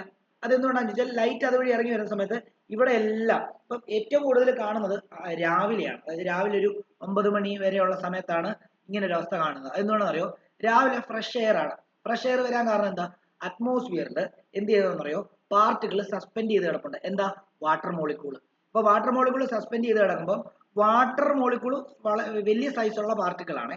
അതേ വന്ന് സൂര്യന്റെ വെട്ടം തട്ടിയിട്ട് ഇങ്ങനെ ചെതറി ആ പാത്ത് നമുക്ക് വിസിബിൾ ആക്കി തരും. അല്ലെങ്കിൽ വീട്ടില് നിങ്ങൾ പൊടിയൊക്കെ ഉള്ള റൂമാണെങ്കിൽ പൊടിയൊക്കെ, അല്ലെങ്കിൽ ഈ പറഞ്ഞ പോലെ നിങ്ങളുടെ മാറ്റ് അല്ലെങ്കിൽ നിങ്ങളുടെ ബെഡ് ഒന്ന് ഇങ്ങനെ തട്ടിക്കുടയുന്ന സമയത്ത് നിങ്ങളുടെ റൂമിലോട്ട് വെയിൽ കയറുവാണെങ്കിൽ ആ വെയിലിന്റെ പാത്തിൽ കൃത്യമായിട്ട് ആ പൊടി ഇങ്ങനെ പറക്കുന്നതാണ്. അത് ആ പൊടിയെ തട്ടിയിട്ട് ഇത് സ്കാറ്റർ ചെയ്യുന്നുണ്ടാണ്. ഓക്കെ, അതേപോലെ തന്നെ ബ്ലൂ കളർ ഓഫ് സ്കൈ, അതായത് നിങ്ങൾ പകൽ സമയം സൂര്യന്റെ ഡയറക്ഷനിലല്ലാതെ അതിന്റെ ബാക്കി അതിന്റെ അപ്പുറത്തെ ഇപ്പുറത്തെ ഡയറക്ഷനിൽ നിന്ന് വരുന്ന ലൈറ്റ് റേസ് ബ്ലൂ കളർ ആയിരിക്കും കൂടുതൽ സ്കാറ്റർ ചെയ്യുന്നത്. അതുകൊണ്ട് സ്കൈ ബ്ലൂ ആയിട്ട് കാണുന്നത്. അതിന്റെ റീസൺ പറഞ്ഞു തരാം. അതായത് ഇപ്പം ഇത് എർത്താണ്. രാവിലെ അതായത് സൂര്യൻ ഉദിക്കുന്ന സമയം എന്താണ് സൂര്യൻ ഇവിടെയും അസ്തമിക്കുന്ന സമയം സൂര്യൻ ഇവിടെയാണ്. ഇതിനെ ഹൊറൈസോൺ എന്നാണ് പറയുന്നത്. ഇത് ഹൊറൈസോൺ ആണ്, ഈ വര ഹൊറൈസോൺ. ഹൊറൈസോണിന്റെ ആ ഭാഗത്തായിരിക്കും സൂര്യൻ അസ്തമിക്കുമ്പോഴും ഉദിക്കുമ്പോഴും ഇരിക്കുന്നത്. എന്നാൽ ഉദിച്ചു കഴിഞ്ഞ് ഒരു 9 മണിയാകുമ്പോൾ ഇവിടെ, 10 മണിയാകുമ്പോൾ അല്ലെങ്കിൽ ഒരു 7 മണിയാകുമ്പോൾ ഇവിടെ, 8 മണിയാകുമ്പോൾ ഇവിടെ, 9 മണിയാകുമ്പോൾ ഇവിടെ, 10 മണിയാകുമ്പോൾ ഇവിടെ, 11 ആകുമ്പോൾ ഇവിടെ, 12 ആകുമ്പോൾ ഇവിടെ, അതേപോലെ 1 അത് കഴിഞ്ഞ് ഇങ്ങനെയാണ് പോകുന്നത്. ഓക്കെ, അപ്പം ഹൊറൈസോൺ എന്ന് പറയുമ്പോൾ ഒത്തിരി ദൂരത്ത് നിൽക്കുക, എർത്തിൽ നിന്ന് ഒത്തിരി ദൂരത്ത് നിൽക്കുന്ന ഒരു പോയിന്റ്. എന്നാൽ ഉച്ചയ്ക്ക് അല്ലെ പകൽ സമയത്തൊക്കെ ഈ സൂര്യൻ എർത്തുമായിട്ട് വളരെ അടുത്തായിരിക്കും ഇരിക്കുന്നത്.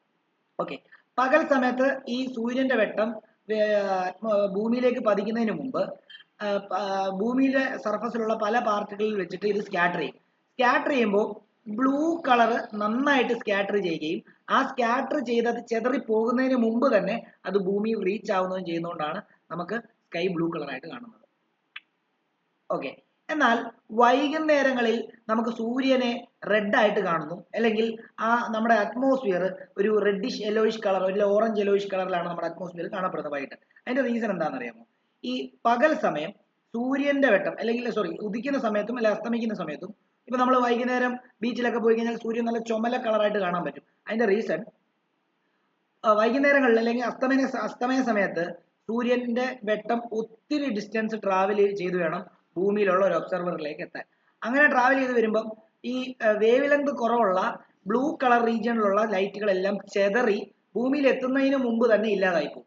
ബാക്കി വേവ് ലെങ്ത് കൂടുതലുള്ള റെഡ് ലൈറ്റ് മാത്രമേ ഭൂമി വരെ എത്തത്തുള്ളൂ. ബാക്കിയുള്ളതെല്ലാം ചെതറിപ്പോവും, ചെതറി അങ്ങോട്ടും ഇങ്ങോട്ടും പോകും. അപ്പൊ നിങ്ങൾ ചോദിക്കും, പകൽ സമയം അങ്ങനെ സംഭവിക്കത്തില്ലേ, ബ്ലൂ കളറിന് വേവ് ലെങ്ത് കുറവല്ലേ, അപ്പൊ അത് ചെതറി പോകത്തില്ല? ഇല്ല, അത് ചെതറിപ്പോയി അത് ഇതാകുന്നതിന് മുമ്പ് തന്നെ എന്ത് ചെയ്യും, അത് നമ്മുടെ ഭൂമിയിൽ റീച്ച് ആവും. ഓക്കെ, അതുകൊണ്ടാണ് അത് ബ്ലൂ ആയിട്ട് കാണുന്നത്. എന്നാൽ വൈകുന്നേരങ്ങളിൽ ഒത്തിരി ഡിസ്റ്റൻസ് ട്രാവൽ ചെയ്യുന്നതുകൊണ്ട് ഇത് ചെതറി ചെതറി ചെതറി ബ്ലൂ കളർ അങ്ങനെ എന്തായി പോകും, ഇല്ലാതായി പോയി. ബാക്കി റെഡ് കളർ മാത്രമേ എന്ത് ചെയ്യത്തുള്ളൂ, ഭൂമിയിലേക്ക് വരത്തുള്ളൂ. ഓക്കെ, ഇനിയും എന്താണ് ഡേഞ്ചർ സിഗ്നലുകളെല്ലാം ഈ പറഞ്ഞ പോലെ തന്നെ റെഡ് കളറാണ് എന്ത് ചെയ്തിരിക്കുന്നത്, ഉപയോഗിച്ചിരിക്കുന്നത്. അതെന്തുകൊണ്ടാണെന്ന് ചോദിച്ചു കഴിഞ്ഞാൽ റെഡിന് വേവ് ലെങ്ത് കൂടുതലാണ്, സ്കാറ്ററിംഗ് കുറവാണ്, എത്ര ദൂരത്ത് നിന്നാലും അതിനെ കാണാനായിട്ട് സാധിക്കും. ഓക്കെ ആണല്ലോ. ഇനി ഇതിനകത്ത് ഞാൻ എൻ്റെ നോട്ടിനകത്ത് എഴുതിക്കാത്ത ഒരു സാധനമുണ്ട്. ക്ലൗഡിന് വൈറ്റ് കളർ ആവാൻ കാരണം എന്താ? ക്ലൗഡിന് വൈറ്റ് കളർ ആകാൻ കാരണം എന്താ? അതിന്റെ കാരണം എന്താണെന്നറിയോ? ഇപ്പൊ ഈ ക്ലൗഡ് ഉണ്ടാക്കപ്പെട്ടിരിക്കുന്നത് എന്തുകൊണ്ടാണെന്നറിയോ? വാട്ടർ മോളിക്കൂളും ഡസ്റ്റും കൊണ്ടാണ് ക്ലൗഡ് ഉണ്ടാക്കപ്പെട്ടിരിക്കുന്നത്. ഇതിന്റെ രണ്ടിന്റെയും സൈസ് വളരെ വലുതാണ്. അപ്പൊ സൂര്യനിൽ നിന്നും വരുന്ന ഒരു ലൈറ്റ് റേ, വൈറ്റ് ലൈറ്റ് ആണ് വരുന്നത്. ആ വൈറ്റ് ലൈറ്റ് അതായത് അതിന്റെ കോൺസ്റ്റിറ്റ്യൂന്റ് കളറായിട്ട് ചെതറത്തില്ല, പകരം ഈ വൈറ്റ് ലൈറ്റ് ആയിട്ട് തന്നെ ആയിരിക്കും എന്ത് ചെയ്യുന്നത്, അങ്ങോട്ടും ഇങ്ങോട്ടും ചെതറി നമ്മുടെ ഭൂമിയിലുള്ള ഒബ്സർവറിന്റെ കണ്ണിലെത്തുന്നത്. മറ്റേന്നൊക്കെ പറയുമ്പോൾ എന്താ, സൈസ് കുറവുള്ള പാർട്ടിക്കിളും സൈസ് കൂടുതലുള്ള പാർട്ടിക്കിളും അനുസരിച്ച് റെഡും ബ്ലൂ ഒക്കെ സ്കാറ്റർ ചെയ്യുന്നത്. എന്നാൽ ഇവിടെ ഡസ്റ്റിനകത്തുള്ള പാർട്ടിക്കിൾസിന് സൈസ് വളരെ കൂടുതലായതുകൊണ്ട് അവിടെ അതിന്റെ കോൺസ്റ്റിറ്റ്യൂന്റ് കളേഴ്സിനെ ഓരോന്നിനെയും സെപ്പറേറ്റ് ആയിട്ടല്ല അവർ എന്ത് ചെയ്യുന്നത്, സ്കാറ്റർ ചെയ്യുന്നത്, പകരം വൈറ്റ് ലൈറ്റ് ആയിട്ട് തന്നെ സ്കാറ്റർ ചെയ്യും. അതാണ് നമ്മുടെ കണ്ണിലേക്ക് റീച്ച് ചെയ്യുന്നത്. അതുകൊണ്ടാണ് ക്ലൗഡിന് എന്ത് വൈറ്റ് കളർ ആയിട്ട് നമുക്ക് കാണാൻ സാധിക്കും. പിന്നെ ഒരു കാര്യം കൂടെ പറഞ്ഞു തരാം. നമ്മൾ ന്യൂമറിക്കലിന്റെ ഇത് എപ്പോഴും ഓർത്ത് വെച്ചോണം. നമുക്ക് മയോപ്പിയ റിലേറ്റഡ് ആയിട്ടുള്ള ന്യൂമറിക്കൽ ചെയ്യുമ്പോൾ, അതായത് മയോപ്പിയ റിലേറ്റഡ് ന്യൂമറിക്കൽ ചെയ്യുമ്പോൾ നമ്മൾ എപ്പോഴും യുവിനെ നെഗറ്റീവ് ഇൻഫിനിറ്റി ആയിട്ട് എടുക്കുക. അതായത് ഫാർ പോയിന്റ്, ഇത് എഴുതി ഇട്ടേക്കണം, ഫാർ പോയിന്റ് ഓഫ് നോർമലയുടെ ഫാർ പോയിന്റ് അല്ലേ ഇൻഫിനിറ്റി, അതിനെ നെഗറ്റീവ് ആയിട്ട് എടുക്കുക. എന്നാൽ വിനെ എന്തായിട്ട് എടുക്കുക എന്നറിയോ? Negative far point of myopic eye ആയിട്ട് എടുക്കുക. Far point of myopic eye ആയിട്ട് എടുക്കുക. എപ്പോഴും ആലോചിച്ചോണം. അതായത് മയോപ്പിയ റിലേറ്റഡ് ആയിട്ടുള്ള ന്യൂമറിക്കൽ ചെയ്യുമ്പോൾ യു എപ്പോഴും നെഗറ്റീവ് ഇൻഫിനിറ്റി എടുക്കുക. വി എന്ന് പറയുന്നത് ആ ക്വസ്റ്റിനകത്ത് തന്നിരിക്കുന്ന മയോപ്പിക് ഐയുടെ ഫാർ പോയിന്റ് ആയിട്ട് വേണം എടുക്കുക, അതിന്റെ നെഗറ്റീവ് ആയിട്ട് വേണം എടുക്കുക. ഇനിയും ഹൈപ്പർ മെട്രോപ്പിയ റിലേറ്റഡ് ആയിട്ടുള്ള ന്യൂമറിക്കൽ ചെയ്യുമ്പോൾ, മെട്രോപ്പിയ റിലേറ്റഡ് ആയിട്ടുള്ള ന്യൂമറിക്കൽ ചെയ്യുമ്പോൾ നമ്മൾ എന്തായിട്ട് എടുക്കണം അറിയാമോ? യു എന്ന് പറയുന്നത് near point of normal I. Normal I അതെത്ര? നിയർ പോയിന്റ് ഓഫ് നോർമൽ എന്ന് പറയുമ്പോൾ 25 ആണ്. അത് -25 സെന്റിമീറ്റർ ആയിട്ട് എടുക്കുക. അതേപോലെ തന്നെ വിനെ negative near point of hypermetropic ആയിട്ട് എടുക്കുക. അത് നമ്മുടെ ക്വസ്റ്റ്യൻ അത് തരും. ഹൈപ്പർ മെട്രോപിക് ആയിട്ട് എടുക്കുക.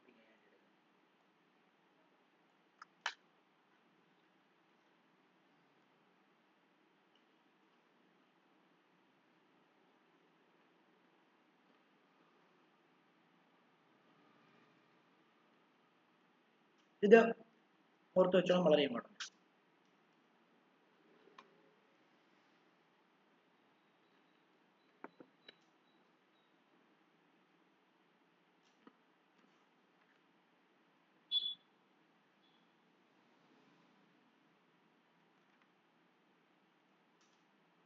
ഓക്കെ, അപ്പം ഇതൊന്ന് ഓർത്ത് വെച്ചേക്കണം. ഇത്രയുമേ ഉള്ളൂ നമ്മുടെ ചാപ്റ്റർ. നോട്ട് ഇപ്പൊ തന്നെ. സായി ഉണ്ടോ ഇവിടെ? സായി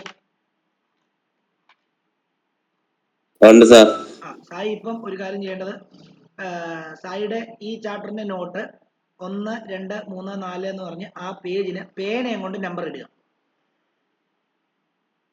ഓക്കെ ആണോ? ആദ്യം പേനയും കൊണ്ട് ഈ ചാപ്റ്ററിന്റെ ഫുൾ നോട്ട് പേജ് നമ്പർ 1, 2, 3, 4, 5 എന്നിട്ട് മൊത്തം ന്യൂമറിക്കൽ സഹിതം അതെല്ലാം എന്നിട്ട് എന്ത് ചെയ്യുക, ഓരോ പേജിനെ ഫോട്ടോ എടുത്തിട്ട് നമ്മുടെ ഗ്രൂപ്പിലോട്ടൊന്ന് എന്ത് ചെയ്ത് ഇട്ടുതരാം. ഓക്കെ, ഇപ്പൊ തന്നെ ഇടണേ.